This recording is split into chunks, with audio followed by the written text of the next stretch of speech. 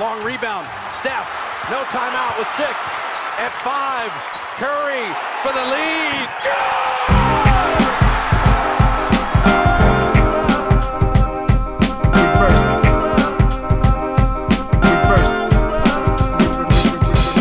The game's a game. The game's a game. The game's a game. The game's a game. Always.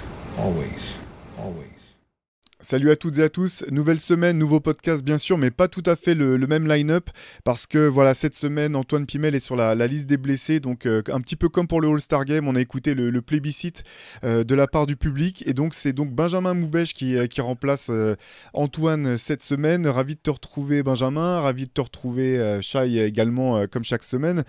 Comment ça va les gars? Première question, pas trop cassée, je sais pas si vous avez regardé vous le Super Bowl dans la nuit, ou si vous avez attendu le matin pour le replay, pour les actions, hein. Ça a donné quoi? Si, tradition oblige. Je regarde le Super Bowl tous les ans. En plus, là, cette année, il était bien, il n'y avait pas de quoi s'endormir, il était vraiment spectaculaire. Donc, ouais. Petite nuit, et pour une fois, pas à cause de l'NBA. J'avoue, perso, semaine post-trade deadline, j'ai fait une impasse exceptionnelle sur le Super Bowl. Donc, Benjamin avait dormi 3 heures en 6 jours, il faut le dire aussi, pour à couvrir peu près. à la Woj. Voilà. C'est ça. Bon, moi, j'avoue, j'ai pas non plus, je suis pas non plus resté éveillé toute la nuit pour mater le Super Bowl. Les dernières fois où je l'ai fait, je pense que Joe Montana jouait encore, donc après, je me suis plutôt tapé les replays. Blague mise à part, voilà, cette semaine, on s'est dit que finalement, avec la trade deadline, il y a pas mal de choses qui avaient bougé, du moins sur le papier. Et voilà, on s'est dit qu'on allait se prêter à nouveau au petit jeu du info intox. On entend pas mal de choses ces derniers temps. On voulait, confronter un peu nos avis et voir ce qui était solide, voir ce qu'il était moins selon nous. Et puis tout d'abord, on va peut-être commencer par ça. Vous n'avez pas pu passer au travers. LeBron James est désormais devenu le scoreur le plus prolifique de l'histoire de la Ligue, en passant le record historique de Kareem Abdul-Jabbar la semaine dernière. Je vous propose qu'on revienne sur cette perf, alors pas tant sur la perf en elle-même, mais sur la question de savoir si ça change quelque chose résolument dans la legacy, dans la place de LeBron. En gros, la question c'est: LeBron James est-il devenu le GOAT grâce à ce nouveau record, info ou intox? Qu'est-ce que t'en penses, Shai? Alors moi, je pense à peu près la même chose j'aurais eu la même réaction qu'Anthony Davis pendant le match, c'est-à-dire que j'ai du mal à comprendre tout le barnum autour dans un match essentiel dans lequel ils ont perdu. Bon, ça c'est mon côté un peu négatif, mais c'est un accomplissement exceptionnel. Il y a pas, on savait qu'il le ferait. C'est un testament encore de sa longévité, de son excellence. Ça, il y a aucun souci. Par contre, la question du GOAT, moi c'est un non négatif. C'est encore une fois un avis très personnel, mais je crois pas qu'il faille lier la question de la grandeur du joueur à ce record-là. Ça fait partie, c'est un argument pour qu'à la fin, sa carrière serve de modèle à n'importe laquelle autre pour des joueurs qui viendront après. Mais pour moi, ça le rend pas... ça fait pas de lui le numéro 1 incontesté, parce que pour certains, et pour des joueurs même, d'ailleurs, d'anciens joueurs, c'est ça y est, il a battu le record, donc il lui manquait que ça. Maintenant, il est forcément le GOAT. C'est un ensemble de tout, c'est le palmarès, l'impact sur une génération. Il y a tout un tas de trucs qui sont extrêmement difficiles à établir et à quantifier. Pour moi, il lui manquait pas que ça pour être indiscutablement le GOAT. Voilà. Benjamin, toi, comment tu as vécu ce record? Le record, moi, je trouve impressionnant et extrêmement important. Donc, je comprends justement le côté. J'aurais réagi à l'inverse d'Anthony Davis. J'avoue que pour moi, le record est capital. C'est peut-être le moment le plus important de la saison NBA, parce qu'on parle quand même d'un classement qui tenait depuis 39 ans et peut-être du classement statistique le plus important. On en fait toujours des caisses, comme quoi tel joueur a dépassé tel joueur en termes de rebond offensif dans l'histoire de la Ligue, en termes d'interception sur un pied, enfin, des trucs des fois qui sont lunaires. Mais celui de points, c'est celui que tout le monde veut, parce que ce qu'on regarde avant tout, c'est les points marqués par un joueur. Donc pour moi, c'est vraiment un élément très important de la greatness de LeBron James. Ceci étant dit, je ne pense pas que ça élimine forcément le débat du GOAT. Et pour moi, Jordan est encore un peu devant. Je me mouille rarement sur la question, mais voilà, je pense que Jordan est encore un peu devant. D'autant plus que ce qui fait qu'aujourd'hui, LeBron James est le meilleur marqueur de l'histoire de la NBA, surtout la longévité. C'est 20 saisons contre 15 pour Jordan. Et l'argument des personnes qui défendent Jordan a toujours été: sur le laps de temps qui lui a été donné, il en a tiré le maximum possible. 6 finales, 6 titres NBA. Et les autres en face répondaient: oui, mais LeBron est allé plus de fois en finale NBA, ça veut plus dire. Donc en fait, cette confrontation entre la longévité d'un côté et la greatness sur des saisons données de l'autre, ce débat-là ne tombe pas avec le record de LeBron James. Je pense que ça change rien quasiment en fait au débat. À la limite, si ça change quelque chose, c'est qu'au moins ça écarte encore Kareem Abdul-Jabbar du débat. Ouais, bah c'est intéressant. Moi, c'est vrai que finalement, le débat sur le GOAT est pas celui qui me passionne le plus personnellement parce que je pense que de toute façon, il est forcément biaisé, les époques sont très différentes. Alors, c'est intéressant intellectuellement de faire l'exercice. En fait, c'est intéressant de se poser la question, mais souvent, les questions m'intéressent plus que les réponses, dans le sens où les réponses sont forcément biaisées par les goûts, les joueurs qu'on a vu jouer, les époques, etc. Ce que j'ai trouvé un petit peu dommage finalement dans ce record qui est incroyable, je vais commencer par là quand même, record incroyable. Effectivement, je trouve que ça c'est à verser quand même au palmarès de LeBron, sa capacité à rester aussi longtemps, à perdurer, à être toujours aussi performant, c'est quelque chose d'incroyable. Et finalement, je trouve ça un petit peu dommage que ça n'ait pas permis de souligner la performance incroyable qui était celle de Kareem Abdul-Jabbar, qui a réussi ça en étant quand même un big man, en faisant ça à une époque, allez regarder un peu les chaussures avec lesquelles Jabbar a joué entre les années 60-70, c'est quand même un mec qui a joué sur le playground, qui a joué en lycée, qui a fait 4 ans à la fac. Le fait qu'il ait pu, lui, jouer aussi longtemps, rester peut-être, comme Bill Simmons le dit dans son bouquin, le tir à 2 points le plus sûr de la ligue pendant aussi longtemps, c'est finalement, ça a presque pas de sens. Je veux dire, il n'avait pas les ressources médicales ou même simplement la connaissance en termes de préparation physique, de nutrition, étaient pas du tout les mêmes. Donc j'ai trouvé ça un petit peu dommage que finalement on reparle pas un petit peu de Karim pour ces choses-là. J'ai trouvé ça sympa que les Lakers lui offrent une bague particulière pour célébrer la longévité de ce record. Et pour la question du GOAT, je suis d'accord avec toi en fait, Benjamin, et puis avec toi, Shai. Je pense pas que finalement ce record incroyable de LeBron change vraiment la donne. Sinon, Karim lui-même aurait été bien plus souvent que ça dans la discussion, sachant que c'est un des plus grands oubliés, je pense, souvent de la discussion. Ouais. Quand on parle des plus grands de tous les temps, finalement, on parle de Russell parce que personne n'en a gagné plus que lui. On parle de Jordan, comme tu l'as dit, Benjamin, parce qu'il a fait 6 sur 6. On parle de LeBron à cause de toutes ses finales disputées et puis de sa longévité incroyable. On parle rarement de Karim, ce qui est dommage déjà en règle générale. Puis bien sûr, j'ai oublié de mentionner Magic, Magic et Bird qui sont aussi dans la discussion forcément. Mais pour moi non plus, ça change pas grand-chose.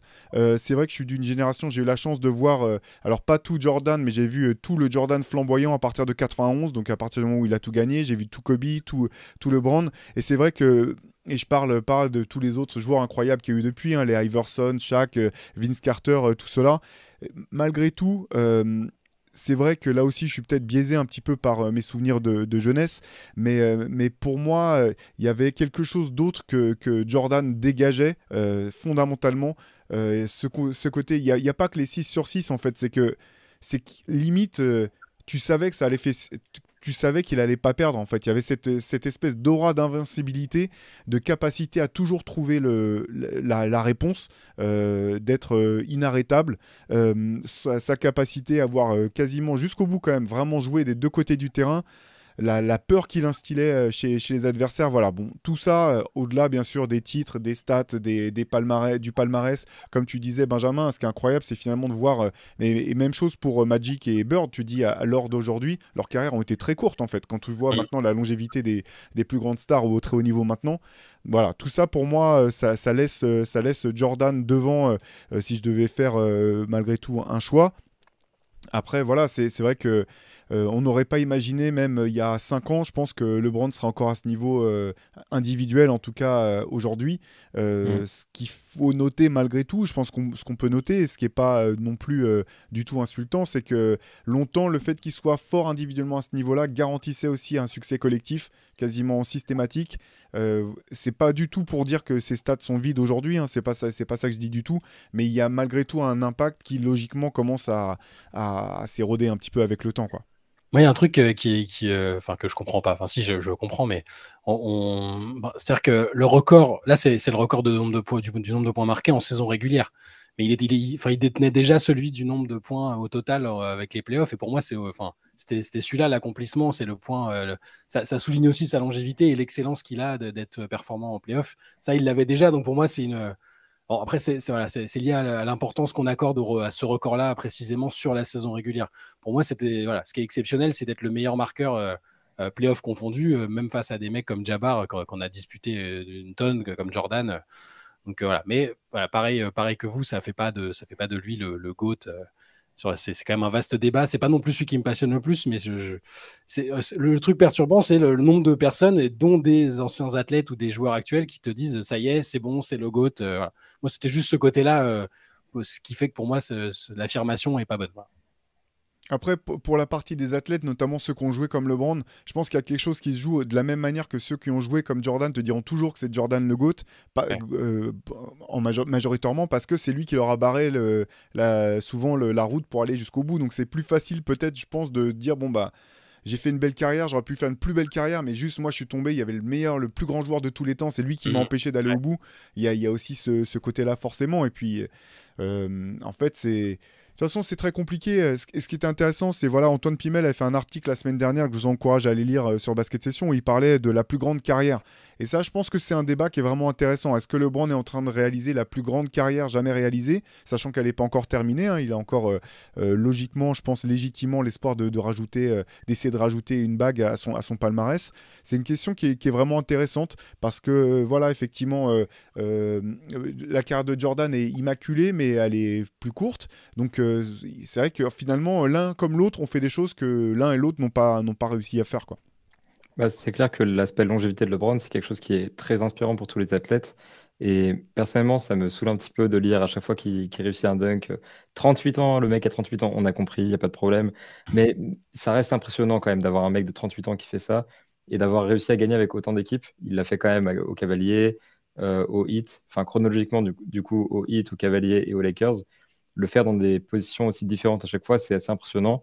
Et puis le faire aussi contre les Warriors de 2016, qui était quand même l'une des meilleures équipes de l'histoire. C'est aussi quelque chose qui ajoute de la saveur à son parcours.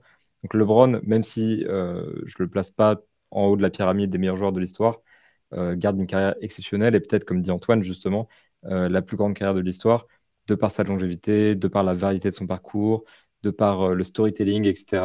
Peut-être la plus grande carrière, il n'y a pas de doute. De toute façon, à ce niveau-là, on débat de différences infimes entre les joueurs ou alors Enfin, on cherche vraiment à éliminer deux joueurs parmi les deux meilleurs joueurs de l'histoire. À trancher là-dedans, c'est compliqué parce que on a un tel niveau de greatness que ça nous échappe un petit peu, j'ai l'impression. Puis comme disait Shai, je crois, il y a une question de génération. Ma génération a plus vu LeBron, la tienne, Théophile, a plus vu Jordan. Donc je pense que les gens de ma génération commencent à pousser davantage pour LeBron. Et peut-être qu'avec le temps, ça changera, les perceptions évolueront, et on commencera à mettre LeBron systématiquement en 1 et Jordan un peu plus en 2 avec des défenseurs de plus en plus rares. Mais je trouve que le débat est tellement subjectif, tient tellement à peu de choses, tellement de problèmes de critères. On parle de meilleure carrière, on parle de meilleurs joueurs, enfin, c'est compliqué. Donc la position de LeBron James aujourd'hui, qui est celle de deuxième selon moi, n'a rien de mauvaise, entre guillemets, c'est logique. Et je pense qu'il faut s'en contenter à un moment et accepter que c'est déjà très bien d'être deuxième au classement all-time. Moi, je suis d'accord je serais toujours d'accord pour dire qu'il a peut-être la plus grande carrière. Je suis même d'accord pour dire que c'est peut-être le joueur le plus complet qui ait jamais eu, probablement. Après, voilà, comme tu dis, les critères pour le GOAT, c'est toujours un peu obscur. Et, par contre, si tu demandes à Michael Jordan de se contenter de la deuxième place, ça va être compliqué. Le grand tête, si tu dis à Jordan, non, mais t'imagines, tu l'as en interview, puis tu lui dis, bon, maintenant qu'il y a plus de gens qui ont connu LeBron, je pense que ce serait bien que tu acceptes d'être deuxième. Je pense que mais ce sera peut-être post-Jordan, je pense. À mon avis, ça arrivera quand on aura perdu Jordan. D'accord. Bon, allez, on continue. Restons sur le côté, sur une équipe que LeBron connaît bien, sur les Lakers. Les Lakers ont sauvé leur saison grâce à leur mouvement à la trade deadline. Info ou intox, Benjamin? Bah écoute, info, j'ai envie de dire. En fait, ce qui est compliqué, c'est que les Lakers aujourd'hui sont extrêmement bas dans le classement de la conférence Ouest. Ils sont 13e avec un bilan négatif de 26-31. Donc réussir à remonter en playoff, c'est déjà quelque chose qui risque d'être compliqué. Donc, il y a une marge d'erreur dans ce que je dis. Mais je pense que, et ça je l'ai écrit aussi, les Lakers n'auraient pas pu faire de meilleurs moves à la trade deadline parce que clairement, le problème Russell Westbrook, c'était le plus gros problème de l'équipe. Il s'intégrait pas trop. Certes, il avait un bon rôle en sortie de banc, mais tu préfères avoir un starter plutôt qu'un mec en sortie de banc. Le vampire du vestiaire. Ça, la citation est terrible, mais il y a sans doute un peu de ça aussi. Et ils ont fait un peu le tri justement dans ces joueurs qui marchaient pas trop. Je pense aussi à Patrick Beverley qui était là et qui s'est fait transférer. Je pense à des mecs qui servaient pas à grand-chose comme Damian Jones. Ils ont ramené donc 3 starters, c'est-à-dire D'Angelo Russell, Malik Beasley qui leur apporte pas mal de shoot aussi, et soit Rui Hachimura, soit Jared Vanderbilt au poste 4 en fonction de comment Darvin Ham voudra gérer ses rotations. En fait, avec très peu de choses, seulement un premier tour de draft et des joueurs plus ou moins indésirables, ils ont réussi, je trouve, à changer drastiquement leur équipe et complètement du coup leurs 5 majeurs, ce qui leur donne vraiment le maximum de chances de finir par rattraper ces playoffs. Donc je pense qu'ils ont fait la meilleure chose possible à la deadline. Maintenant, la question, c'est sauver la saison. Est-ce qu'ils vont y arriver dans le temps qui leur est imparti? Ça va dépendre du physique de LeBron. Il y a aussi la question sauver la saison. Quels sont les critères? Ils vont peut-être sauver un peu les apparences en arrivant à se qualifier en playoff. Mais à la base, l'objectif, c'était le titre. Et ça, je pense qu'ils en sont encore très loin. Donc, dans une certaine mesure, info, mais attention à ne pas se manquer sur la fin de la saison. Et attention aussi à voir les objectifs des Lakers, peut-être pas trop ambitieux. Pour moi, un tox. Un tox dans le sens. J'estime qu'il était il était déjà trop tard pour sauver la saison. Je pense comme toi, Benjamin, qu'il pouvait peut-être difficilement faire mieux. Effectivement, quand tu vois le profil des joueurs qui sont arrivés, voilà, il leur manquait ce type de joueurs-là. Là, le visage de l'équipe est plus sympathique, on va dire, plus compétitif. Mais pour moi, c'est déjà beaucoup trop tard pour sauver la saison. Même si dans le scénario le plus optimiste, ils arrivent à accrocher le play-in, c'est pas du tout garanti, parce que des équipes comme OKC et compagnie vont vraiment pas leur laisser. C'est pour ça que le fameux soir du record, voir OKC gagner, pour moi, j'aurais été fan des Lakers, j'aurais considéré ça comme une catastrophe, et c'est pour ça qu'Anthony Davis, pour une fois, moi qui ai du mal un peu avec lui, j'ai totalement compris la réaction. Après, oui, voilà, sauver la saison, c'est quoi? Parce que là, à moins qu'ils se qualifient au play-in et que derrière, ils arrivent à, je sais pas, à faire un run incroyable jusqu'en finale de conférence, avec du coup donc des perspectives sympas pour la saison prochaine, où tu peux te dire, allez, on surfe sur une dynamique et on est compétitif. J'aurais du mal à trouver que la saison est sauvée. Pour moi, c'était en début de saison et à l'intersaison précédente que les erreurs ont été faites, toutes celles que tu as énumérées, le fait de patienter pour Westbrook, et puis les joueurs, que le supporting cast autour. Les erreurs ont déjà été commises, et pour moi, c'est trop tard pour sauver la saison au sens atteindre les objectifs naturels que doivent être ceux des Lakers quant à LeBron James, Anthony Davis et tout le barnum autour de cette franchise. Donc, un tox, la saison n'est pas sauvée. Je pense qu'il est trop tard pour qu'elle soit sauvée.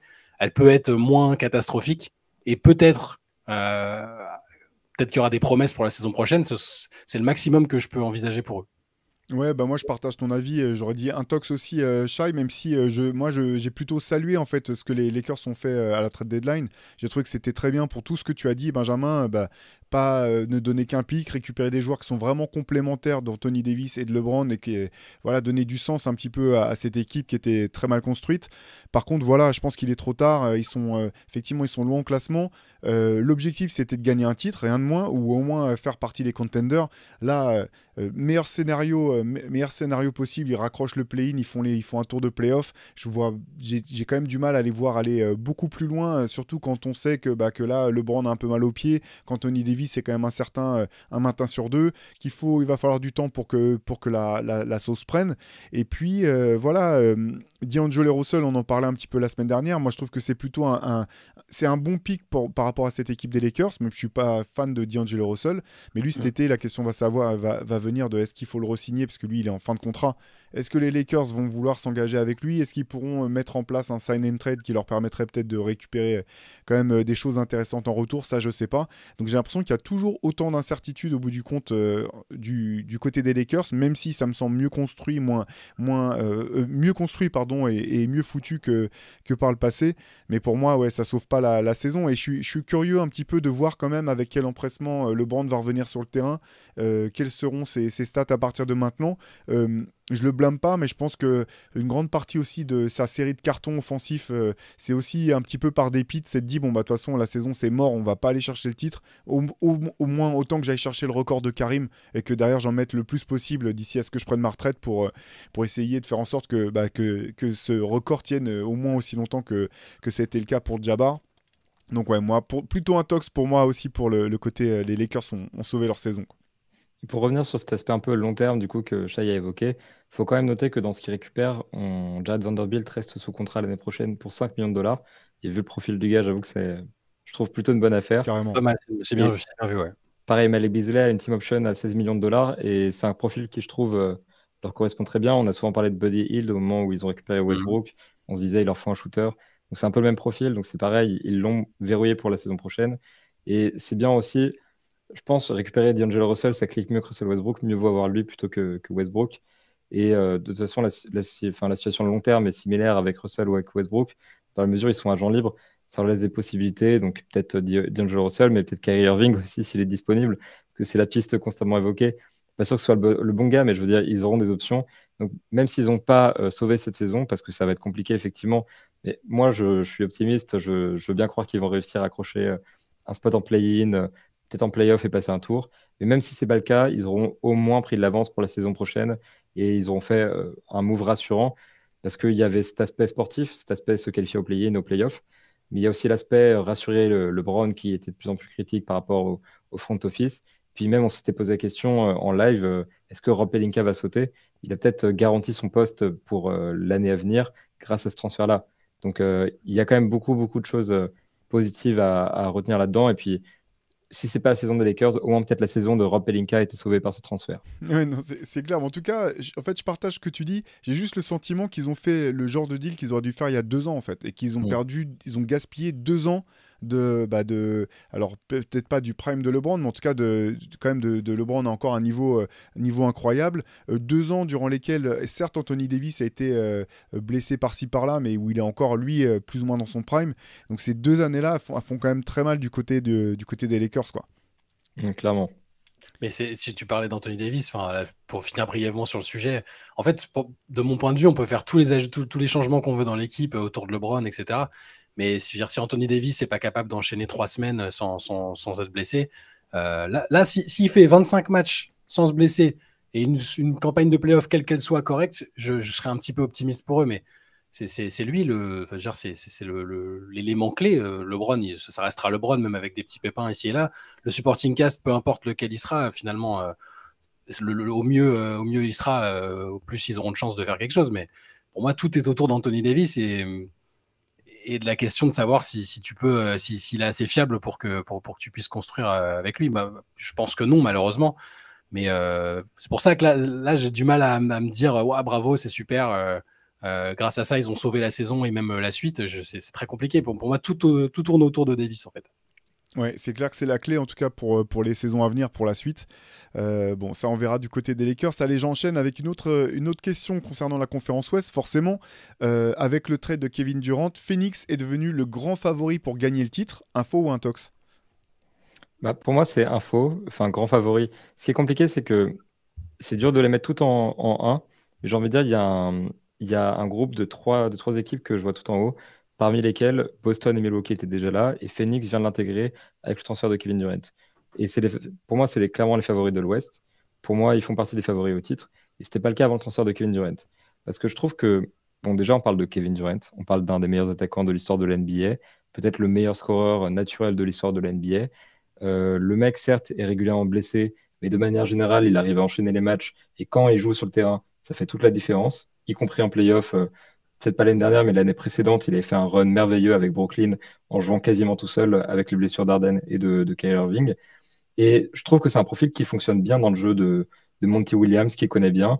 Le gars s'entend déjà avec la co-star Devin Booker. Il va jouer avec un intérieur athlétique, donc DeAndre Ayton. Ça lui correspond bien aussi. L'équipe, elle est bien construite en fait dans son 5 majeur. Et certes, le banc manque peut-être un peu de profondeur, mais déjà, il y aura moyen de renforcer au niveau du marché des buyouts. Et de manière générale, je suis pas sûr que l'équipe ait forcément besoin d'une énorme profondeur quand elle a un 5 majeur aussi fort. Aujourd'hui, j'ai du mal à voir un seul 5 majeur meilleur que celui des Suns. Donc j'ai envie de dire, le transfert de Kevin Durant, pour moi, ça change tout de la course au titre, des playoffs à l'Ouest et de la saison des Suns. Moi, j'ai envie de contredire Benjamin aujourd'hui. Je sais pas. Toi, t'es un pessimiste, moi, je suis un optimiste. C'est comme ça. Ouais, c'est ça. On a l'habitude. Non, mais au moins, on est on est cohérent par rapport à ce qu'on disait la semaine dernière, que ce soit pendant le live ou le podcast précédent. Mais c'est-à-dire que je suis d'accord avec ce que tu as dit, parce que Kevin Durant, c'est la star la plus adaptable à n'importe quelle équipe et qui la rend immédiatement la meilleure. Il y a personne d'autre comme lui, je pense. Mais je maintiens ce que j'ai dit, c'est-à-dire que je trouve que environ 25 matchs, c'est très court pour créer une alchimie. Ça n'a jamais marché de mettre quelqu'un pour 25 matchs, aussi fort soit-il, et que ça cartonne immédiatement et que ça aille jusqu'au titre. Même Jordan, quand il est revenu, ça n'a pas suffi. Je pense qu'ils seront très dangereux, qu'ils vont probablement aller loin, mais que le fait qu'il faille trouver cette alchimie et que Kevin Durant revient de blessure, on ne sait pas encore exactement quand il va revenir, donc quand je dis 25 matchs, ça peut être 20, ça peut être 15. Je pense qu'il y a des équipes qui seront plus prêtes et qui se connaissent mieux, même juste à l'ouest, Denver par exemple, même Memphis, même s'ils ne sont pas dans une très bonne période. Je pense que c'est des équipes qui se connaissent mieux. Les Warriors, j'en parle même pas. S'ils arrivent à pleine puissance au moment des playoffs, contre Phoenix, j'aurais tendance à penser que le fait que l'équipe se connaisse mieux et depuis plus longtemps est un atout. Et par contre, en revanche, donc un Tox c'est le favori numéro 1 maintenant, que ce soit à l'Ouest ou en général, mais Info, ce sera le favori de l'année prochaine s'ils reviennent sur la ligne de départ avec Kevin Durant, Chris Paul, Devin Booker et un effectif un petit peu plus profond sur certains postes, là où ils ont perdu certains joueurs dans le trade. Donc un Tox, mais un Tox raisonnable, voilà. Ouais, moi je suis assez mesuré aussi parce que j'aurais tendance à dire info sur le potentiel, mais un tox sur les faits, dans le sens, je m'explique un petit peu. C'est-à-dire que je pense effectivement que ce trade de Kevin Durant change totalement la dynamique de cette équipe de Phoenix, bien entendu, et aussi potentiellement de la hiérarchie de la conférence Ouest, que ça le fait automatiquement, ça les place parmi les favoris même au titre, à la finale et au titre. Par contre, j'ai des interrogations. Pour moi, elles ne sont pas autour de Kevin Durant, très honnêtement. Elles sont plutôt tournées autour de Chris Paul. J'ai l'impression que c'est un peu tard en fait dans la carrière de Chris Paul pour que ça en fasse une armada aussi incroyable ou quasiment invincible que ça. Bien sûr, il y a un scénario qui est possible pour que les Suns aillent en finale, voire gagnent le titre. C'est pas du tout en dehors du champ des possibles pour moi, mais j'ai l'impression qu'il y a quand même pas mal de questions sur l'état de santé, le niveau, la capacité de Chris Paul à performer et notamment à répéter en fait les performances. L'an dernier, c'était particulier, mais la manière dont Dallas a ciblé Chris Paul en playoff, c'était quand même assez alarmant parce que c'est une chose qui n'avait jamais été faite par le passé. Donc tout ça m'inquiète, enfin pas m'inquiète, mais me pousse à me dire que tout n'est pas si rose que ça pour Phoenix, ou du moins si évident que ça. Même pour l'année prochaine, moi je suis quand même curieux de voir ce qui va se passer autour de Chris Paul durant l'intersaison. Ça dépendra bien sûr de ce qui se passera en playoff, hein, ça, il n'y a pas de doute. S'ils sont champions, Chris Paul repartira à coup sûr. Mais ça, voilà, c'est plutôt là qu'il y a un bémol. Moi je pense que KD va très vite s'intégrer à cette équipe. On en parlait un petit peu la semaine dernière avec Shai et Antoine. Moi j'étais plutôt optimiste de ce côté-là. Ils vont être forts, ils vont être compliqués à jouer, mais pour moi, ça en fait pas forcément le grand favori ultime. Comme tu disais, Benjamin, je pense que Milwaukee, Boston, et puis on va y venir après, mais Denver sont des équipes qui me semblent plus sûres, en fait, qui me semblent avoir plus il y a plus d'éléments sur lesquels tangibles, sur lesquels je me dis, bon, il y a plus de... Ouais, elles sont plus sûres, tout simplement, de mon point de vue, quoi. Moi, juste pour revenir sur Chris Paul, j'ai comme tout le monde cru, je pense que là, on avait droit à un déclin un peu brutal en début de saison, mais je suis en train de me demander s'il n'a pas eu des soucis. Alors, je parle pas de la Kardashian Curse avec le truc qui est eu avec Kanye West, mais j'ai l'impression qu'il a vécu une mauvaise période, quelle qu'elle soit. Et ce que je vois de lui là récemment, j'ai l'impression que ça va beaucoup mieux. Et savoir qu'il va avoir Kevin Durant, donc il sera même pas option numéro 2 en fait. On va juste lui demander de créer et de défendre à un niveau raisonnable, ce qui à mon avis sera capable de faire s'il décide de jouer jusqu'à 41, 42 ans. S'il veut, je pense qu'il a l'intelligence, le QI basket pour être un playmaker et un défenseur honorable jusqu'à très très longtemps. Je pense que dans ce rôle qui est plus aussi important, il sera encore très très fort. Et de ce qu'on a vu de lui récemment, honnêtement, je suis assez optimiste pour lui et pour eux en général, même pour l'année prochaine. Il y a quand même le risque, on ne sait jamais, peut-être qu'effectivement ça va pas si bien que ça et qu'ils vont se tourner vers quelqu'un d'autre. Hein. On n'est pas à l'abri que Kyrie décide de venir à Phoenix, ou que les Suns tentent cette piste-là. Mais sur Chris Paul en particulier, je suis un peu moins inquiet. J'ai l'impression qu'il est sur la bonne voie et qu'on retrouve un Chris Paul vraiment très fort encore. Ouais, là on peut parler aussi, tout à l'heure on parlait de la longévité incroyable de LeBron, on peut en parler pour Chris Paul parce qu'en fait à cette taille-là, j'ai pas souvenir d'autres joueurs qui ont réussi à être impactants aussi longtemps, mais ce qui est dur un petit peu, c'est que justement à cette taille-là, le moment où tu commences à baisser où défensivement tu peux plus vraiment tenir les duels, où tu n'as plus tout à fait l'explosivité que tu avais avant, c'est souvent la marche elle est assez violente en fait. quand tu commences à perdre un petit peu ces choses-là. En tout cas, voilà, intéressant. Ce que tu dis, je suis d'accord, Shai, en fait, c'était sur l'aspect, est-ce que ça les rend quasiment imbattables ou ça en fait une armada de folie. Voilà, c'est là où je me dis que, vu l'âge de Chris Paul et ce qu'il montre par moment, je suis pas aussi sûr que ça. Mais non, je suis d'accord avec toi là-dessus. Non, c'est pas les Warriors de 2017, c'est clair. Voilà. c'est tout à fait ça. Allez, je vous propose d'enchaîner sur une autre équipe de la conférence Ouest que j'ai un peu teasé. Info ou intox, Denver sont les grands oubliés quand on parle des contenders pour le titre cette saison. Et on va peut-être être d'accord avec Benjamin ce coup-ci, attention. Je sais pas trop en vrai, parce que... Pessimiste, tu vas être pessimiste ce coup-ci là. Parce qu'il il a pris la place d'Antoine. Hein, donc forcément, mais le pire, c'est que en vrai, je pense que Antoine et moi, on est d'accord sur un truc. C'est que les Clippers vont être champions, c'est ça que tu allais dire? Alors non, ça va. Moi, je regarde le basket, je suis pas comme Antoine. Mais non, sérieusement, en fait, le truc, c'est que Antoine, il dit souvent un truc qui m'intrigue, c'est on ne sait pas encore si on peut vraiment construire dans la NBA moderne une équipe autour d'un pivot. Et nécessairement, je me pose aussi la question dans le sens où les Nuggets font une super saison régulière. Nikola Jokic est pour moi le meilleur joueur de la ligue, indéniablement, actuellement sur cette saison. Mais la question, c'est est-ce que leur modèle peut fonctionner en playoff? Parce que même s'ils ont de super résultats, c'est peut-être l'équipe la moins conventionnelle parmi les favoris au titre. On a déjà vu Milwaukee gagner, Boston a une construction assez typique, Phoenix aussi a cet alignement de superstars qui donne un argument évident. À Denver, j'ai l'impression que Nikola Jokic va être un peu éprouvé en playoff, comme il a pu être l'année dernière quand il était très ciblé. Et ça risque d'être peut-être un peu compliqué. Je pense qu'il a le génie tactique, il a la patte technique pour réussir à s'en sortir parfaitement bien. Et c'est un joueur d'une dominance assez incroyable. Donc je veux croire que les Nuggets peuvent clairement viser des finales NBA et sont un contender. Maintenant, est-ce que c'est les favoris avec leur première place de l'Ouest? Je mets quand même d'autres équipes devant parce que j'ai l'impression que donc déjà, il y a ce problème de pivot, il y a aussi le problème de Jamal Murray. C'est-à-dire que Jamal Murray, parfois, on a l'impression qu'il est merveilleux, c'est Jamal Murray de la bulle, il est excellent, il met tout ce qu'il tente, il est très bon des deux côtés du terrain, c'est un bon organisateur, etc., etc. Et puis d'un coup, boum, il manque 4 matchs et il revient un petit peu en dedans. Donc c'est là où j'ai des interrogations, c'est est-ce que Jamal Murray est prêt vraiment à mener une longue campagne de playoff avec les Nuggets? Michael Porter Jr. aussi, pour moi, est un petit peu irrégulier. Donc pour moi, les questions, elles sont plus dans l'irrégularité du roster et la capacité d'une équipe d'aller loin avec un pivot. Donc Nuggets, pour moi, c'est une grosse équipe, c'est un contender, mais je mets quand même d'autres équipes devant, notamment les Suns. Donc je vais dire un tox. Et ouais, j'étais pessimiste. Il savait.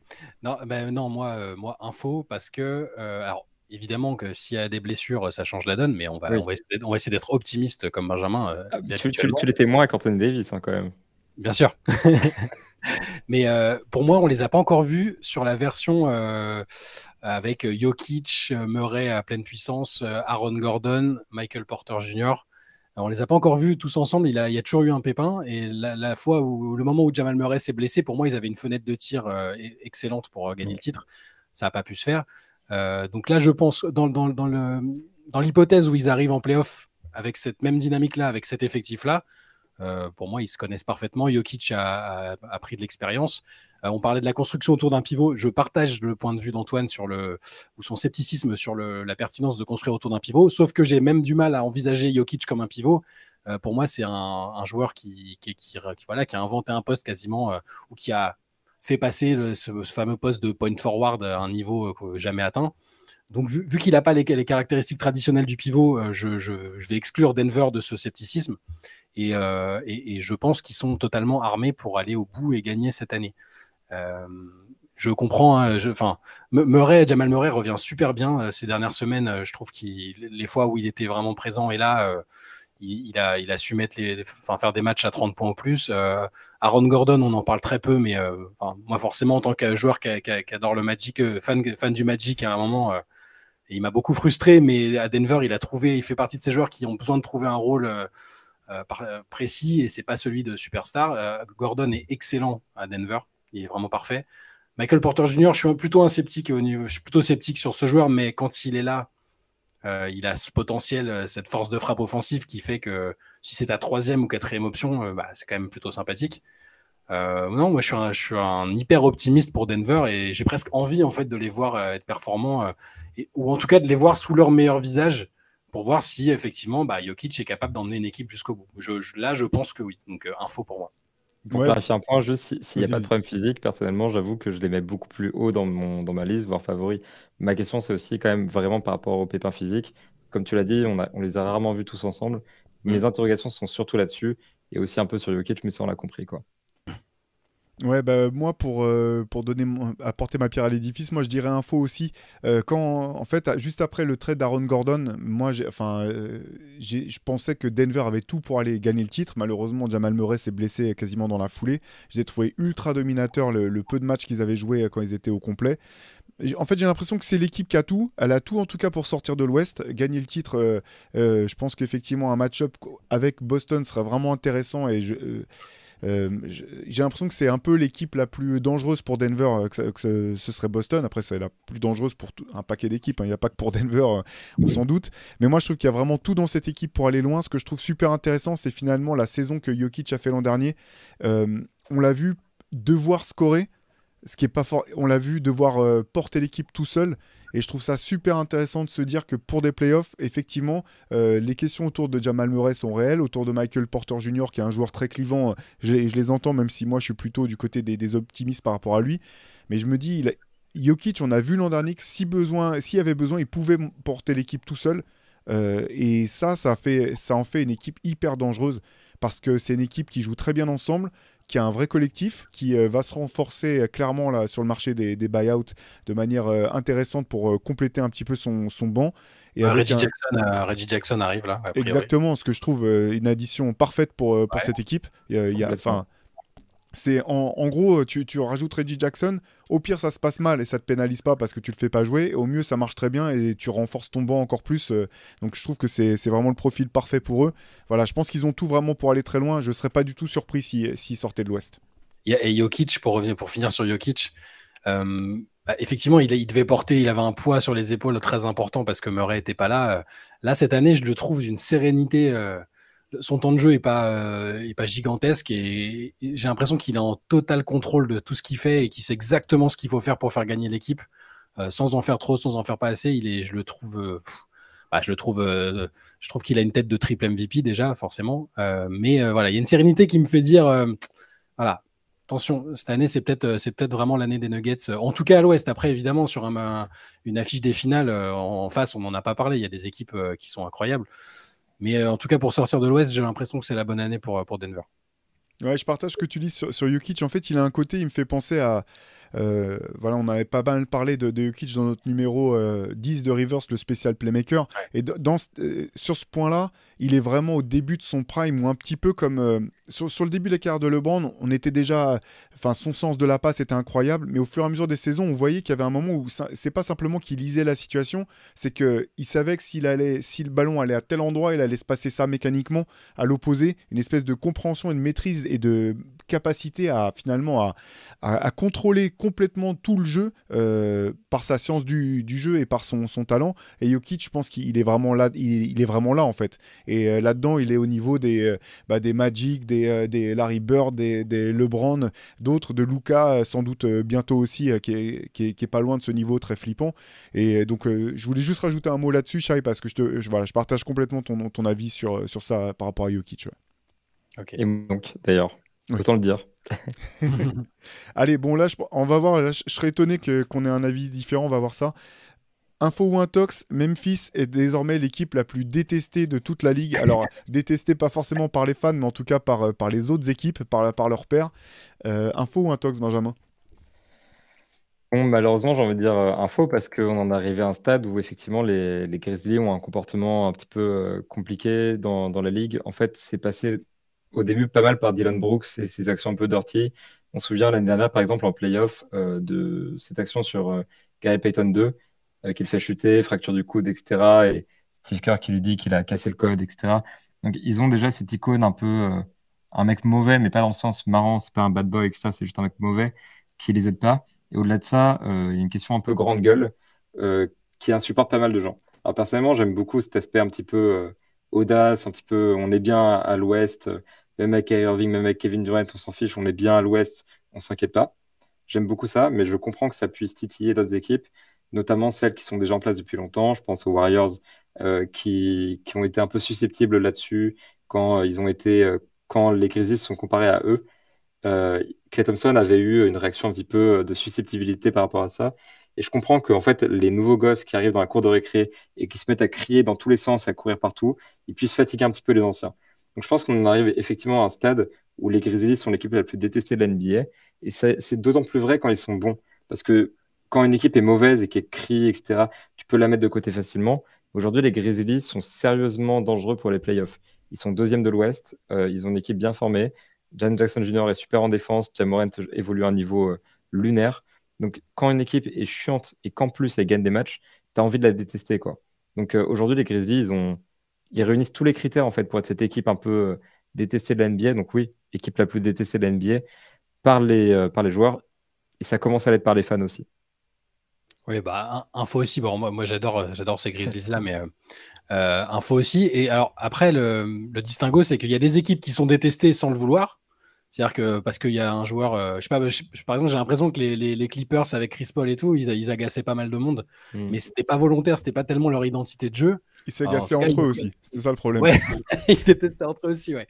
Mais ils visaient pas forcément d'avoir cette image-là d'équipe qu'on n'aime pas.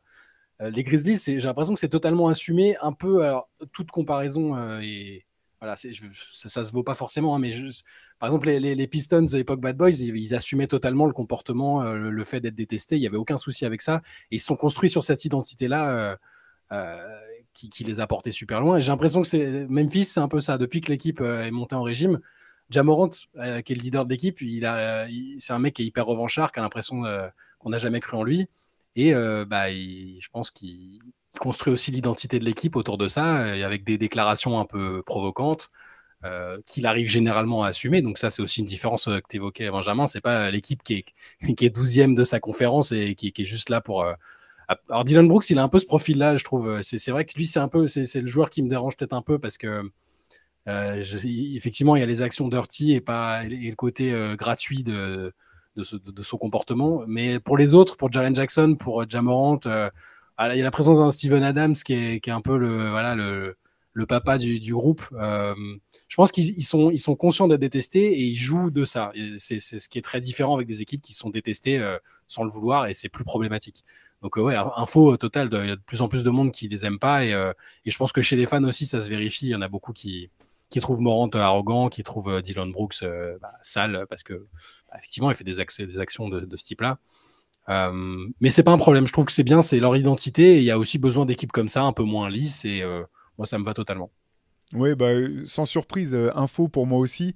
Moi, j'aime bien aussi le côté qui s'en foutent des adversaires. Ce que je trouve dangereux, par contre, pour eux, où je pense qu'il y a quand même un glissement un petit peu, c'est certains gestes comme, en gros, le coup que met Dillon Brooks la dernière fois à Donovan Mitchell. Là, pour moi, c'est quand même en dehors du basket, ça. Et je pense qu'ils se trompent un petit peu quand même sur qui ils sont, qu'ils s'enflamment un petit peu dans des poses de tough guy, de gangster de la NBA. Donc là, il faut mettre un maximum de guillemets autour de ces affirmations.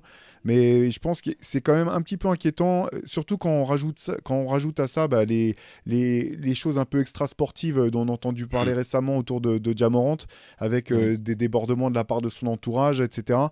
Si j'étais dans la franchise, je ferais attention, parce que ça peut glisser. Voilà. Tant que c'est dans le basket, tant que c'est de la posture, tant que c'est non, nous de toute façon on est concentré sur notre équipe, on s'en fout de qui a en face et on va pas se laisser marcher sur les pieds, c'est très bien. Attention à ce qu'il n'y ait pas de débordement, tout simplement, parce que je pense que ça pourrait vite mettre en péril la pérennité de ce qui est en train de se construire à Memphis, et qui est vraiment intéressant d'un point de vue basket, parce que voilà, on n'est pas dans les années 90. Personne, il n'y a pas de bad boy en NBA, faut arrêter un petit peu. Et par contre, la Ligue fait attention à son image. Il y a les réseaux sociaux, tout fait le buzz très vite.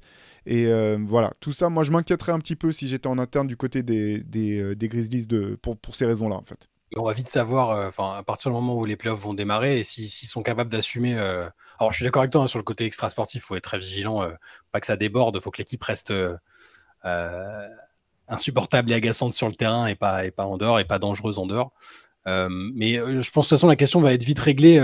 Si en playoff ils arrivent à assumer leur statut de numéro 2, numéro 3, peu importe où ils finiront, on se dira ils sont insupportables, mais ils sont ultra performants et il faut composer avec eux pendant quelques années parce que les joueurs majeurs de l'équipe sont jeunes.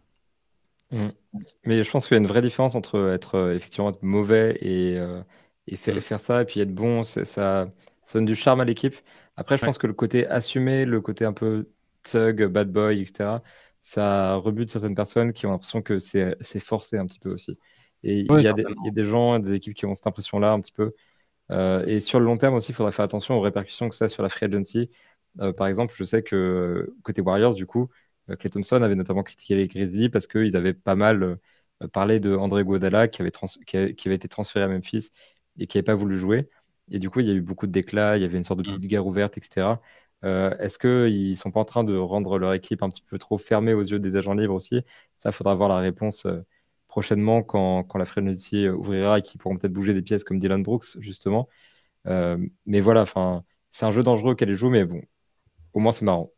De toute façon, par nature, le fait d'évoluer sur le marché Memphis, Tennessee, c'est compliqué pour les free agents. Donc, je pense que c'est aussi comme ça qu'ils se sont construits.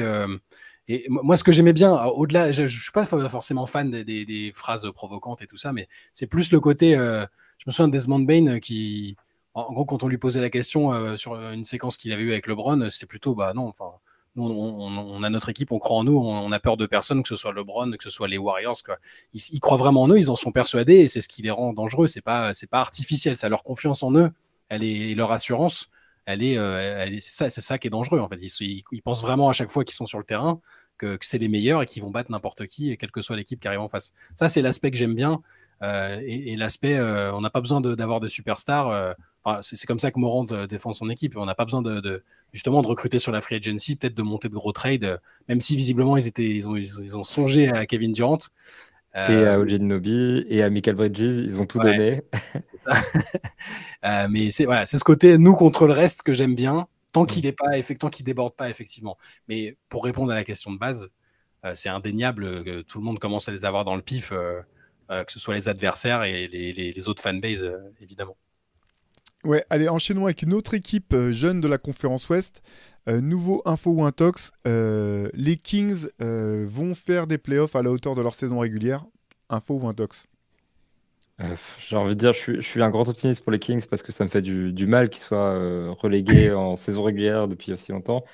Faire les playoffs, c'est déjà bien. J'ai envie de commencer par là.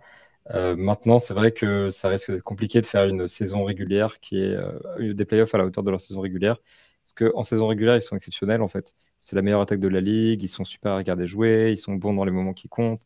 C'est une équipe bien construite autour de Domantas Sabonis, De'Aaron Fox, etc., etc. Mais ça reste un groupe très inexpérimenté, avec un coach rookie, qui a déjà eu une expérience de head coach avant, mais qui est dans sa première année en poste à Sacramento. Les joueurs apprennent encore à se connaître, etc. Donc, il ne faut pas en attendre trop en playoff. D'autant plus qu'on est dans cette conférence Ouest où la concurrence est extrêmement rude. Et si les playoffs devaient commencer demain, ils affronteraient les Clippers, par exemple, au premier tour. Donc, si vous mettez un Kings contre Clippers, avec Kawhi Leonard et Paul George d'un côté et De'Aaron Fox et Domantas Sabonis de l'autre, je vais avoir du mal à vous mettre les Kings favoris de cette série-là. Donc, il faut dire que le contexte ne les sert pas forcément. Faire ce qu'ils font en saison régulière, c'est super, mais effectivement, ils ne feront pas des playoffs à la hauteur de leur saison régulière, à mon avis. Donc, intox, je crois que la question, c'était dans ce sens-là. Ouais. Donc, ouais, intox. C'est difficile. C'est pareil, je suis comme toi, j'ai envie d'y croire c'est une fanbase qui a tellement souffert qu'elle mérite déjà une série entière de playoffs, et ça, ils vont l'avoir parce qu'ils sont là, c'est stable. Quand je vois le niveau de De'Aaron Fox en ce moment là dans le Money Time, c'est le joueur le plus clutch de la ligue, il est hyper productif, l'équipe entière attaque fort, défend moins mal que ce qu'on pourrait croire, avec un coach à l'ADN défensif, Mike Brown à la base. Donc c'est ce qui me donne, ce qui m'inspire confiance peut-être dans l'éventualité d'une série de playoffs, même contre les Clippers qui sont au final, on ne sait pas trop ce que ça peut donner.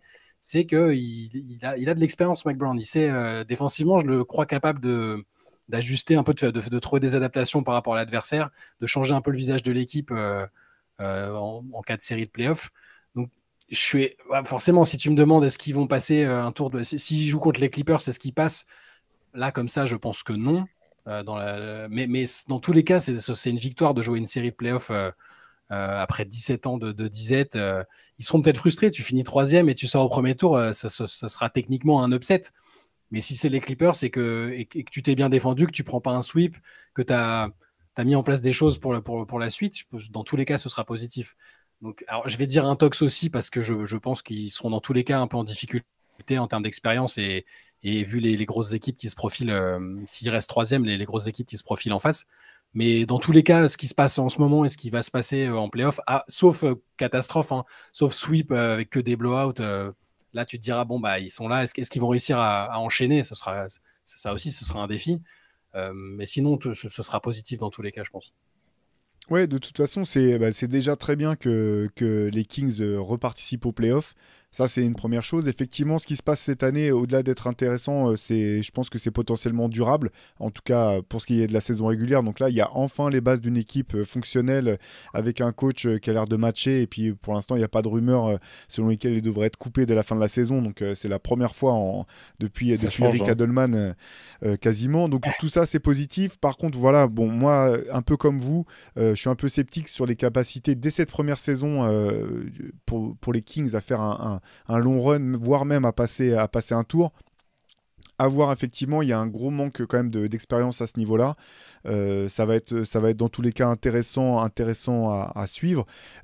Par contre, ce qui reste d'être sympa, c'est de voir si à domicile, ils arriveront à recréer le Bronx total qui était celui de l'Arco Arena des grandes années des Kings. Avec les cloches de vache. Exactement. Et des records de décibels battus dans la salle NBA. Ouais, ça c'était quand même ambiance de chaudron. Malheureusement, c'est quand même aussi la seule période de toute l'histoire des Kings durant laquelle ils ont été compétitifs. Faut se rappeler que finalement, quand on regarde leur historique, c'est pas si fou que de se dire qu'ils sont passés aussi longtemps sans faire les playoffs. Longtemps, ça a été le purgatoire de la ligue, à l'image de ce qu'ont été les Clippers longtemps. Donc voilà, en tout cas, du positif pour ce qui est en train d'être mis en place cette année, des joueurs qui prouvent qu'ils ont de la valeur, un trade qui est, bon, on en a déjà parlé, je pense qu'il reste quand même problématique du côté des Kings. En tout cas, ça leur a permis d'être compétitifs maintenant et de trouver une ossature qui fonctionne. Donc tout ça, c'est super. Ceci étant dit, voilà, je serais surpris qu'ils fassent des playoffs aussi dominateurs enfin du moins qu'ils rencontrent autant de succès en playoffs que ce qu'ils ont pu rencontrer en saison régulière. On verra d'ici quelques semaines maintenant. Quelques mois, j'exagère un petit peu, on n'a pas encore passé le All-Star Game, là je m'enflamme un petit peu sur la proximité des playoffs là. Allez, finalement, on a beaucoup parlé de l'Ouest. Il nous reste j'avais 2 derniers infos ou un tox à vous soumettre. Encore un à l'Ouest, et puis après, on va basculer un petit peu vers la conférence Est. Info ou un tox, Kyrie Irving a changé la donne pour Dallas cette saison. Écoute, moi j'ai commencé parce que comme d'hab, je vais être comme généralement, je vais être l'optimiste. Du coup, moi j'ai l'impression que Kyrie Irving change vraiment tout pour Dallas cette saison. Donc, info. Parce que on a longtemps pensé qu'il manquait un deuxième porteur de balle à côté de Luka Doncic. Donc déjà, il est là. Et en termes de portée de balle, on a peut-être un des meilleurs joueurs de la ligue, voire le meilleur joueur de l'histoire de la ligue. En termes de handle, etc., il est là. On a un vrai créateur offensif pour essayer de varier un petit peu les options. Et un mec qui peut prendre des responsabilités importantes dans des moments clés à côté de Luka Doncic. Donc, je pense que ça change vraiment tout pour les Mavericks parce que leur équipe n'est plus du tout la même aujourd'hui. Certes, ils perdent des joueurs de qualité avec Dorian Finney-Smith et Spencer Dinwiddie qui partent. En fait, le star power de l'équipe est vraiment important. J'ai hâte de voir ce que ce duo peut faire. Je pense vraiment que sur une série playoff, un Kyrie Irving peut faire toute la différence. On l'a vu en 2016, bien entendu. On l'a vu même avec Boston quand il était encore... Non, pardon. Voilà, quand il a essayé de jouer un petit peu, justement. C'était peut-être un petit peu compliqué, ces années à Boston, même à Brooklyn, etc. Mais j'ai envie de croire qu'au Mavericks peut trouver un cadre dans lequel il peut s'épanouir un petit peu à côté d'un porteur de balle dominant comme Luka Doncic et où il peut retrouver un rôle de clutch shotmaker, où il peut trouver un rôle de deuxième créateur offensif comme il l'était derrière LeBron James à l'époque. Et je veux croire surtout que, quoi qu'il arrive, ça changera la donne pour les Mavericks. Et dans le pire des cas, ça changera la donne à l'intersaison, puisqu'ils ont quand même réussi à dump le salaire de Spencer Dinwiddie. Ils ont récupéré... Enfin, c'était pas un joueur négatif, j'ai envie de dire, mais il commence à dégager du cap pour la free agency. Donc, si ça change pas la donne cette saison, ça changera la donne pour la free agency. C'est toujours ça de gagner, j'ai envie de dire. Donc, quoi qu'il arrive, c'est un mouvement que je trouve assez nécessaire et un petit tremblement côté Dallas qui devrait faire du bien. Vas-y, Shai. Non, mais pareil, dans la continuité de ce que j'ai dit. Alors, Un tox, est-ce qu'il va toucher, est-ce qu'il va changer, la saison de Dallas? Oui, oui. Enfin, dans la théorie, il va apporter beaucoup offensivement. C'est super de se dire qu'en playoff, Dallas aura un deuxième virtuose offensif et que le danger pourra venir d'ailleurs que de Luka, et qu'il sera peut-être pas obligé de mettre 60 points pour que l'équipe gagne. Par contre, qui va stopper, limiter les scores adverses? Tim Hardaway, Josh Green. Ils ont pas recruté, ils ont pas remplacé Dorian Finney-Smith, qui était le joueur qui était un peu là pour stopper les meilleurs scores adverses, les ailiers notamment. Donc leur stratégie, ça va être d'outscorer tout le monde sur toutes les séries de playoffs s'ils y vont, parce que c'est pas encore garanti qu'ils aient pas à passer par le play-in. Je pense qu'ils vont s'y qualifier, mais qu'il faut quand même rester prudent. Donc la stratégie, ça va être d'outscorer tout le monde avec Kyrie et Luka. En playoff, pour moi, ça marche pas cette stratégie. Donc bon, sur l'instant, pour moi, ça change pas fondamentalement leurs espérances pour cette année, parce que ça va être déjà tellement dur de refaire aussi bien que l'année dernière une finale de conférence. C'est déjà énorme. C'est très difficile à atteindre. Pour moi, ils n'ont pas résolu ils ont apporté quelque chose, mais ils se sont aussi retirés d'autres. Ils n'ont pas comblé les manques qu'il y avait. Et la question, moi, je me pose surtout la question pour après. J'ai toujours un peu du mal à y croire avec Kyrie maintenant depuis quelques saisons, avec ce que l'on sait. Si Kyrie reste l'année prochaine et qu'il se sent bien à Dallas, que l'équipe s'est renforcée autour, je dirais ok, peut-être le fait de le faire venir à ce moment-là, ça a changé la donne. Parce qu'il s'est stabilisé là et que ça marche bien et qu'ils se sont renforcés en défense. Mais en attendant, pour moi, ça ne change pas fondamentalement le plafond de cette équipe. Luka va être monstrueux dans tous les cas, mais il aura tellement de responsabilités. Et même avec Kyrie en soutien, pour moi, ils n'ont pas assez pour faire aussi bien que l'année dernière pour moi. Donc, je vais dire un tox là, en tout cas. Alors moi, je vais jouer un petit peu sur la sémantique. Je vais dire info parce que, en fait, ça change la donne dans le sens où, avant ce trade, on savait où allait l'équipe des Mavericks. Elle n'était pas assez forte pour vraiment même répéter ce qu'elle a fait l'an dernier, je pense. Elle était trop limitée. Et ça change aussi totalement la donne parce que avec ce trade, finalement, Dallas a un tout nouveau visage, en fait. Ils sont passés d'une équipe qui avait un attaquant incroyable, et je dis bien attaquant et pas uniquement scoreur en la personne de Luka Doncic, et une défense solide. Maintenant, c'est, comme tu l'as dit, Shai, on passe à tout pour l'attaque. Ce qui est fort, c'est que finalement, c'était aussi une des attaques les plus prévisibles. Elle n'était pas l'attaque de Dallas. On savait que tout allait passer par Luka. Ça ne veut pas dire que c'était facile de la stopper, comme il l'a montré l'an dernier pendant leur incroyable run en playoff, mais elle était très prévisible. Avec un joueur comme Kyrie Irving, tu rajoutes de l'imprévisibilité, tu rajoutes effectivement un scoreur incroyable qui peut t'apporter des points tout seul aussi. Ça, c'est vrai. Par contre, effectivement, je pense que pour cette saison, malgré tout, l'équipe n'est pas assez forte intrinsèquement pour pouvoir ne serait-ce que répéter ce qu'elle a fait l'an dernier, à voir. Hein. Finalement, je dis ça, et en même temps, si on part du principe que l'équipe qui va le plus loin en playoff, c'est celle qui a le meilleur joueur sur le terrain, si tu prends ce théorème-là, tu te dis que Dallas peut aller très loin au bout du compte. Maintenant, je pense quand même que voilà, cette équipe, telle qu'elle est, a des faiblesses qui sont à même d'être exploitées en playoff. Et ce qui est compliqué avec Kyrie Irving, alors je sais que voilà, quand on a fait le podcast juste après son trade, on nous a parfois reproché, on nous a accusé d'être anti, de détester. Voilà, moi j'ai honnêtement d'avoir de la haine même. Alors de la haine, je trouve ça vraiment, je trouve ça très fort. Avoir de la haine pour un sportif professionnel, qu'on aime son style ou pas son style, je trouve ça totalement absurde. Donc bien sûr qu'on n'a pas de haine contre Kyrie Irving, mais il faut aussi reconnaître que les à côté du basket ont un impact énorme dans ce qui se passe sur le terrain, et que dans le cas de Kyrie, ça a été le cas à plusieurs reprises. Et donc c'est pour ça que cette variable-là fait que si j'avais été à la place de Dallas, au-delà du talent incroyable de Kyrie, au-delà de tout ce qu'il peut apporter sur le terrain, j'aurais été très prudent. Je pense que, voilà, moi je suis pas GM, donc c'est facile pour moi de prendre des décisions virtuelles comme ça, mais j'aurais pas tenté le pari avec Kyrie, à voir s'il sera payant pour Dallas. Ce qui est sûr, c'est que là, ils ont une nouvelle équipe, une nouvelle alchimie à trouver. La donne a changé. Je ne sais pas si ça change les espoirs de Dallas pour cette saison. Et pour ce qui est de cet été, effectivement, comme tu le disais, Benjamin, ça va être. Il y a aussi énormément de points d'interrogation qui vont venir du côté de Dallas, que ce soit en ce qui concerne Christian Wood, en ce qui concerne Kyrie Irving. J'ai aucune idée de l'effectif qui sera présent l'an prochain pour Dallas.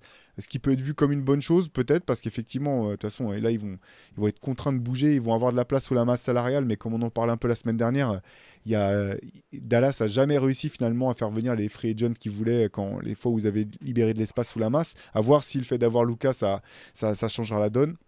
Pour le coup, de ce côté-là, ouais, c'est la grande inconnue, quoi. C'est vers l'inconnu et au-delà pour les Mavericks, là. Mais pour finir juste sur Kyrie, c'est pas, personnellement en tout cas, c'est pas de la haine du tout.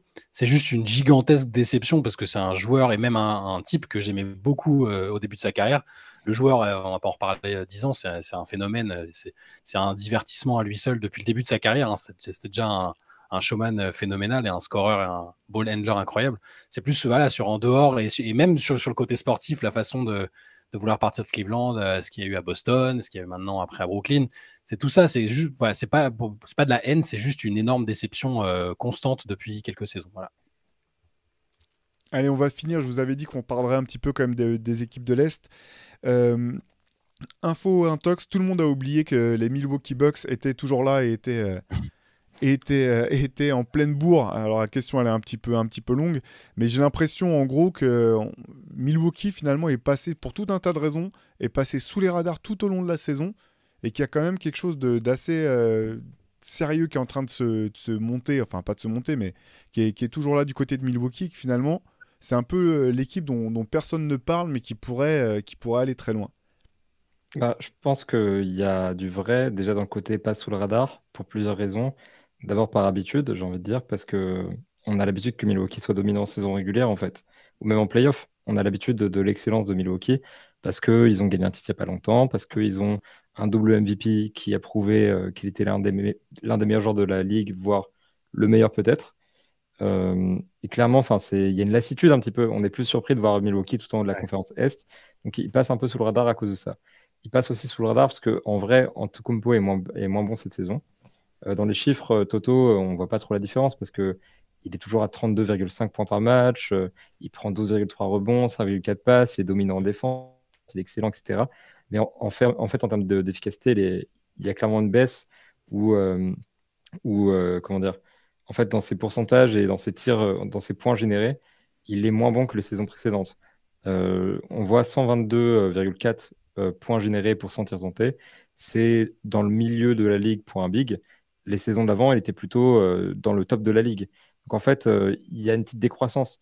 Puis il y a aussi la blessure de Chris Middleton qui refroidit un petit peu les gens et qui fait que, n'ayant joué que quelques matchs cette saison, c'est pas très rassurant de voir un lieutenant qui est sur des béquilles la plupart du temps. Donc pour toutes ces raisons, c'est passé sous le radar. Maintenant, si Milwaukee arrive en playoff avec Chris Middleton en forme, avec une équipe aussi soudée que d'habitude, maintenant ils ont fait des ajouts intéressants à la trade deadline, ils vont peut-être en faire sur le marché des buyouts. Je pense du coup à Jake Crowder hein, sur la deadline évidemment. S'ils arrivent avec ce groupe-là bien formé, avec tout le monde en forme, etc., c'est des contenders, voire c'est les favoris pour le titre. Donc en fait, on a un petit peu cette impression que la hype n'est pas montée de toute la saison, mais il y a moyen qu'ils se retrouvent du jour au lendemain en finale de conférence, voire en finale NBA, et que d'un coup, effectivement, on s'intéresse à eux parce que ils sont là, il faut quoi. Et comme chaque année, ils sont au rendez-vous et ils assurent.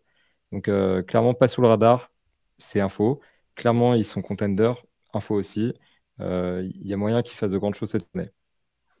Info aussi de mon côté parce que je pense qu'on a tous à peu près tenu pour acquis quasiment que Boston allait finir la saison régulière en tête de l'Est. Or, il n'y a plus que 1,5 d'écart entre les deux. Et ils sont passés sous le radar Milwaukee parce qu'ils ont eu une sale série à un moment et que c'était très compliqué. Giannis a manqué des matchs. Middleton, comme tu le disais, il n'est pas vraiment là de manière constante.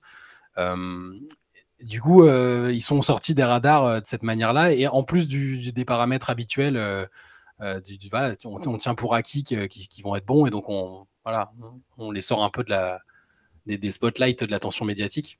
Donc oui, info, ils sont là, ils sont sur la dynamique actuelle, ils sont en train de remonter et peut-être qu'ils vont passer devant Boston sans que personne s'en aperçoive et qu'ils vont être champions de l'Est sans qu'on s'en aperçoive aussi. À partir du moment où ils ont Giannis, ils sont automatiquement considérés pour moi comme quasiment les favoris de l'Est, même s'il y a Boston. Donc oui, médiatiquement de toute façon, en dehors d'Giannis, on ne parle pas beaucoup de Milwaukee. Et il y a ce phénomène de lassitude qui joue beaucoup et qui fait qu'on en parle moins que d'autres équipes émergentes à l'Est ou à l'Ouest. Donc Voilà, info, réponse simple. Ouais, bah, je partage votre avis globalement. De toute façon, c'est vrai que le cas Middleton est quand même inquiétant. Après, c'est vrai que pour les équipes qui ont été championnes comme ça, il y a une donnée qui est quand même assez rassurante pour Milwaukee. C'est que si il revient enfin, vraiment à son plein niveau, s'il aborde les playoffs à son plein niveau, je pense que c'est une équipe qui peut vraiment se remettre à fonctionner à plein régime. Et puis avec un joueur comme Yanis, c'est un petit peu la wild card. C'est-à-dire qu'on sait aussi que, tout ce que tu dis, Benjamin, est super, totalement pertinent et effectivement intéressant. Et aussi, on sait dans le même temps, pardon, qu'il a cette capacité à hausser son niveau de jeu comme il l'a fait dans les moments les plus importants, que ce soit dans les finales de conférence à l'Est ou même en finale NBA face aux Suns avec son match totalement incroyable à plus de 50 points. Voilà, t'as un peu le cheat code du gars qui peut faire ce dont tu as besoin. Si tu as besoin de 25 rebonds sur un match, bah, il va aller les chercher. Si tu as besoin qu'il en mette 50, il en mettra 50. Et puis, qui peut porter son équipe sur ses épaules. Ça ne veut pas dire effectivement qu'ils sont forcément plus forts que Boston. Hein. C'est la série que tout le monde attend de voir. Cette série, voilà, je prie juste qu'on aura l'occasion de la voir et qu'elle ne sera pas marquée par des blessures, qu'on pourra vraiment voir ces deux équipes à leur plein régime.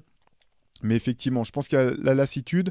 Je pense que, oui, voilà, il y a aussi, c'est une équipe qui a peu bougé, qui a gardé le même corps, donc enfin le même cœur d'équipe, donc c'est un peu moins sexy, un peu moins, ça fait moins la une des journaux ou des sites spécialisés. Mais en tout cas, je pense que c'est une équipe qui est toujours aussi dangereuse et voilà, je serais pas étonné non plus, comme vous le disiez, si elle devait se frayer un chemin jusqu'au final NBA. Je pense que c'est tout à fait de l'ordre des possibles.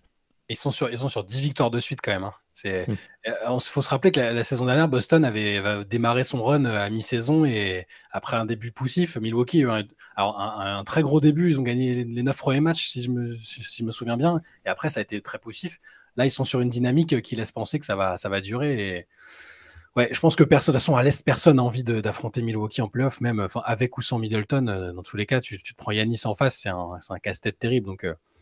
Non, oui, ils seront là. J'imagine pas de scénario où ils sont pas là. Après, si Middleton n'est pas là, forcément, t'es Boston, t'es Philadelphie éventuellement, tu te dis qu'il y a moyen. Mais pour les autres équipes, je vois pas de scénario optimiste face à Milwaukee. C'est compliqué. Je pense que même s'ils étaient 6e, 7e de la saison régulière, on les classerait parmi les contenders parce que, effectivement, enfin, on parlait des Suns juste avant. Je trouve que c'est un peu le même profil d'équipe dans le sens où, sur le papier, ils ont des joueurs capables de faire toute la différence et ils ont un énorme 5 majeur. En fait, sur le papier, c'est une des meilleures équipes. La différence, c'est qu'effectivement, si Chris Middleton revient pour les 20 derniers matchs, ce ne sera pas comme si Kevin Durant revenait pour les 20 derniers matchs parce qu'il se réintègre à quelque chose qu'il connaît déjà. En fait, les Bucks connaissent le chemin, ils savent comment aller en finale, ils connaissent leur groupe, ils ont des systèmes bien en place. La seule intégration qu'ils ont à faire avant la fin de la saison, c'est celle de Jake Crowder, ce qui risque d'être pas très compliqué par rapport à Kevin Durant, par exemple. Donc, ils sont en place, quoi. Donc, s'ils se chauffent sur la fin de la saison régulière et qu'ils récupèrent Chris Middleton, j'ai presque envie de les qualifier comme favoris. C'était mes favoris en début de saison. Et je pense qu'ils ont une des équipes les plus complètes, les plus dangereuses pour les playoffs. Donc, attention à ne pas dormir sur Milwaukee, comme disaient les Américains. Exactement.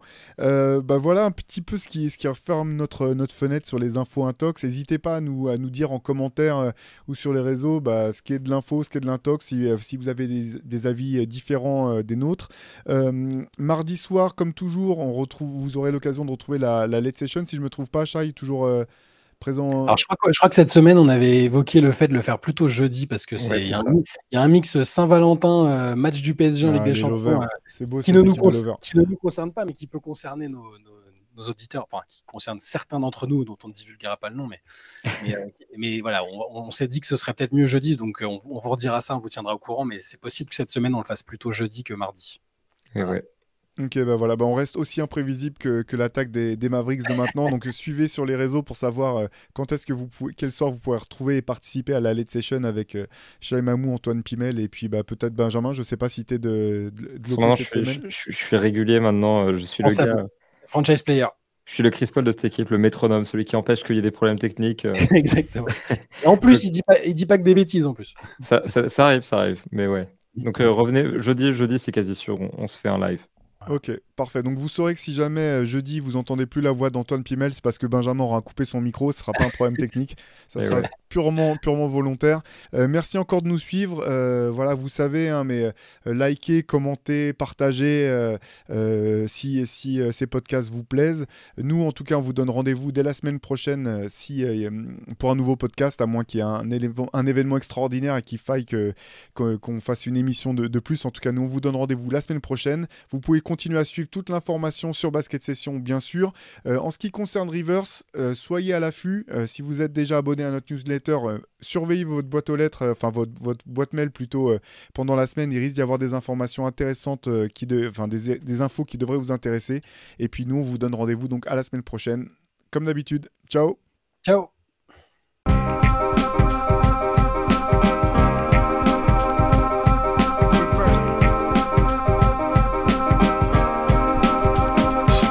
The game is out there, and it's either play or get played.